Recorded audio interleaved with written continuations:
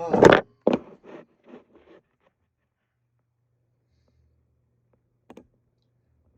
okay, so this audio isn't probably going to link up perfect, but here we are, making and installing loop tube band sets. All right, here's what you need. Of course, we're going to make tubes. Need tubing. Got this from Slingshot, um, Slingshot.com. Same thing here. This is their Slingshot small microfiber pouches. Here's some amber belt. You can get it from a lot of places, but this happened to come from Slingshot too. And a frame. Then you got a tying jig. My God, it's fancy. Look at that. I made that out of a piece of a bunk bed years ago, 2 years ago. So I do that with my hands because they hurt. All right, I got some tubing. Woohoo! Got a pouch. Pouches are cool, I guess. I forget what I was saying, but I think I was just kind of showing you how that pouch fits or something. I don't know. This part's pretty irrelevant. You can skip through. Wait. Oh, okay. I guess now I'm going to show you how to do a high style grip. If you want to do that, that's cool, I guess. But I don't think it's really all it's cracked up to be. So the loop tube shooters, you know, like over in Asia, they'll do it, but I don't really care for it. Anyway, oh, my hands are hurting again. That's a recurring theme. All right. Then I guess I sneezed. Well, if you're going to make loop tubes, you need some tubing. I want these to have an active length of about 7 inches. Of about 6.5 inches. So, first part of the loop, 7 inches. Another 7 inches. That's going to give us a 7-inch loop. And then I added another inch. Okay, that will give me a 1/2 inch on each end for the tie. And I guess I'm going to do these. Oh, yeah, they're actually 7 inches active length when they finished out. Now the other one, don't measure it. Just, make sure it's the same length as the other. Don't, stretch one more than the other. Make sure they're the same length. Now, a millimeter or two isn't going to hurt you, contrary to popular belief, but, whatever. All right, so make your loop. Pretty self-explanatory there. Now, if you were going to tie these to something, go ahead and put your tab on now, and then you can just tie it on. It makes it so much easier. So we find our length for our spot for our active length, make you a little mark. That shows up surprisingly well. That's just a black Sharpie. All right, I use hemostats to pull them through. You can use the little tools. I have one of those. I use these for this though, and I use a piece of string when I tie on to the forks for my wrapping tuck. I just put one prong in each end of the tube, and then wiggle it through.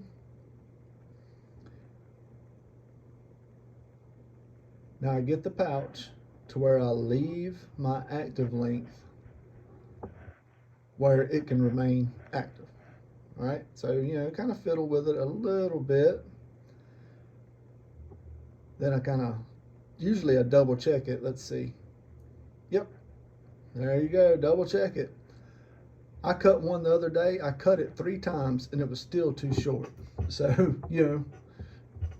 measure 3 or 4 times, cut 4 or 5 times, whatever. It's all good. That stuff comes in a 10 meter pack for a reason. All right, then just get your jig. Like I said, my jig is very simple, but the only thing I've got in it is the price of those clamps from Harbor Freight. So it's not much. Okay, there it is. If you look right there, there's a small little bit of daylight in that loop. I like to do that because I feel like it doesn't put as much pre-stress in the area that you're tying. A lot of people pull that super tight, and I just feel like that's not good for the rubber. All right, get you 2 pieces of stuff to tie both. That's probably the only pre-planned piece of this whole video. All right, now I don't do constrictor knots. My hands always hurt. And I can't see very well, to be honest. I'll just be winging it most of the time. Stick it through and pull it tight, and then just wrap it. I'll make, I don't know, 4 or 5 wraps, something like that. And here I'm trying to fidget with it crossways. I don't normally do that. That's actually harder than it looks for me. What I normally do, I'll turn it long way. There you go. I do it like this. It isn't real good for the camera angle, but I can make a tie in, I don't know, 3 or 4 seconds whenever I'm doing them for myself. And then I just finish it off with a double overhand knot. It's not even a proper square knot. You have it under tension. Whenever you let go of it, it's gonna bind itself and it's gonna lock down pretty well. Trim it off a little bit.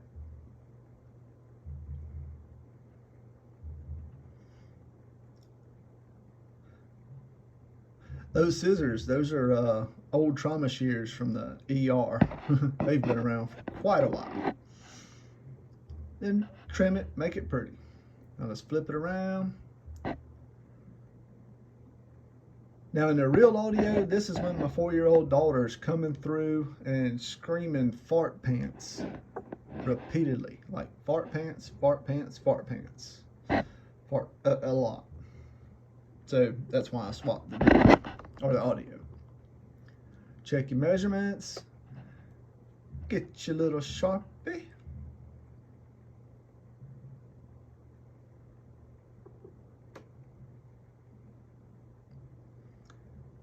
Put the lid on a Sharpie because, again, that 4-year-old gets a hold of that. It's not good.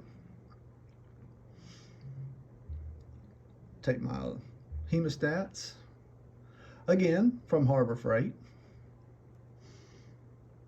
Look, I'm in school, so I ain't buying name brand stuff right now. And same as before, just stick one tine or tip or whatever in each piece of tube and pull it through. It's not as hard as it looks in there. I was just trying to hold it so you could see it. I was unsuccessful in that, by the way. Anyway, get your pouch on your rubber, pull it, get it where you want it. Okay, looks kind of good right there. Get it even. Yeah, I don't know what I'm looking at there. I guess I'm being really precise. That's unusual, to be honest. Now, I did do this. Look, check it, make sure they're about the same. You're not going to get them perfect to the 1/8 of a millimeter or whatever, but they don't have to be, man. You have a lot more leeway in this stuff than what a lot of people want to admit to. All right, same as before, just grab your jig.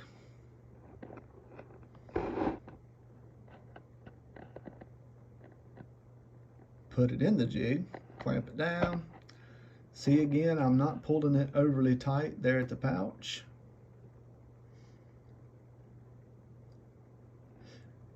Now, as far as tension on the tie material, I pull it out and give it a good stretch, and then when I tie it, when I'm wrapping it around the latex, I don't bow up on it super hard, but I do make sure it feels firm when I pull it tight.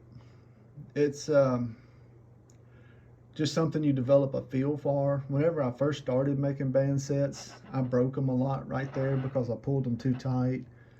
And then I got to where I was trying to make them too loose because I wanted longevity, and I'd get popped in the face. So, you know, if you just practice, You'll get good at it, I promise. All right. Trim the little tag ends like we did the other.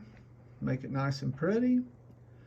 And man, that's about it for making a loop tube set. That one's actually really close. And I shot it this morning. It shoots really well. And I'm just popping them on this. This is actually a Simple Shot Axiom, but it's made like a Dankong style tube shooter. It's kind of cool. And ta-da! There we go. Hey, I hope it helped. If you need any more help, just email me or whatever. See you later, guys.